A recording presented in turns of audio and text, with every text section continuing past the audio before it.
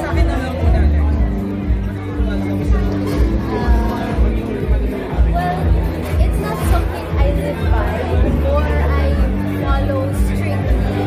Pero sa isip ko rin naman ko, wala naman din nawawala kung sumunod pa minsan-minsan. But it's not something I believe in 100%. Laging may benefit of the doubt. For some reason, I believe in God. And whatever His will is for me. Pero ayun nga na again. Minsan hindi naman, kung kaya ko naman like mag-ingat sa health ko, parang nagiging reminder na lang siya kung gano'n. But yeah, it's not something I would live by very strictly. Alexa, ito pa yung first movie together nyo ni Katie. Kumusta yung naging experience mo? And sabi niya kasi kanina, mas lumalim daw yung getting to know kakakilala niyo. Well, to be honest, actually isang shooting day pa lang ako. Sila yung mas nakakadami. But it's been a really fun experience kasi, especially with the staff, nakakasama ko sila balang pa lang ako sa events before sa mga shows. So, medyo may sense of familiarity and medyo at home din ako sa kanila. And si Direk Jill, sobrang ball of energy. So, sobrang saya lang namin sa set. And of course, working with Katie, I'm very proud of him kasi nakita ko kung gaano siya seryoso sa ginagawa niya. So, I just let him be. And inaalalahin ko lang siya kapag kailangan niya. But yeah, overall, it's been a really fun experience. At parang sobrang comfortable na kayo sa isa't isa to the point na kanina, parang nakita kayo na nag-holding hands na ni Katie. Kamusta? Oh, what you see is what you get. So, yun lang yung magiging label na inyong ano? To be completely honest, I don't think announcing labels are so important. There are some things we would like to keep to ourselves because what others don't know won't hurt us. That makes sense. What they don't know won't hurt us. But yeah, we show our true selves naman. But we don't think we have to announce our true selves. Semi-private, you talk about. Pwede mo about the movie lang? Huwag yung But yeah. Yes naman. Kasi we've been asked naman din next time. So, it's not really something na nag-sit down conversation kami. Pero parang with our personalities, napagkasundoan na namin. Pero mas ano ba, Alexa? Pero nakagawa na kami ng short film natin. Lost One. Pero in regards sa movie, ito yung first namin yan. First time ko lang, ano yung experience na hindi ko makakalimutan? Yung mga eksena namin ni Alexa, syempre. Kasi na-notice ko din sa sarili ko na mas fluid kami. Yung pagmatuan ng mga niya. At mas malakas na yung chemistry namin on screen ni Alexa. Kasi syempre kapag kilala mo yung tao, naka-work mo siya ng ilang beses, mahasa lang po yan. And it's gonna improve only. Yeah, strengthen ko ganyan. Pero mas nag-level up yung relationship niyo dahil sa film na to. Yes po. Hindi lang dahil sa film na to kasi that's unfair. Kasi kami ni Alexa, kahit hindi kami nag-cover. So ano ba? Handa na kayong kumamin ni Alexa? Kumamin na. About your relationship? What you see, so you get na lang po. Sige po. And I'm very happy to have taken this opportunity. And sobrang nakita ko po kasi I did some research sa mga 2024 entries. Ang gaganda din po. And I thought to myself na if I do this, I will grow as an actor. Thank you po. I think it's actually my first time to ever be part of any festival. I think, if memory serves me right. So I'm really excited and I'm really happy.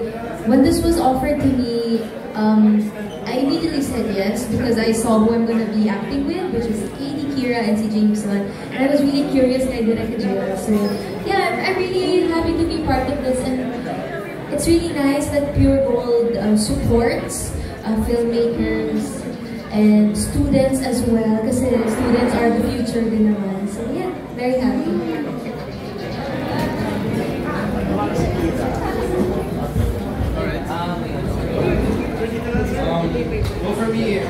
of my acting career joining festivals, so it's an honor to be part of Cinepalano. And I think it's always a great time that we have these festivals and to showcase the movies that we can create here. Not only to showcase the talents of the artists, but to also show how creative we can be when it comes to storylines, and also to see the other talents of the directors and everyone behind the camera. So yeah, that's an honor to be here. So other questions before we close the press con? I think we're good now. Okay, thank you so much. Miss Ivy, any last question? Again, thank you so much guys. Maraming salamat. Thank you so much. Dear members of the festival, we have insightful questions. Ngayon sabi nga ni Mr. Lee, ang tagline ng Pure Gold is always panalo. If this is a Pure Gold event, if no one will go home a winner this time.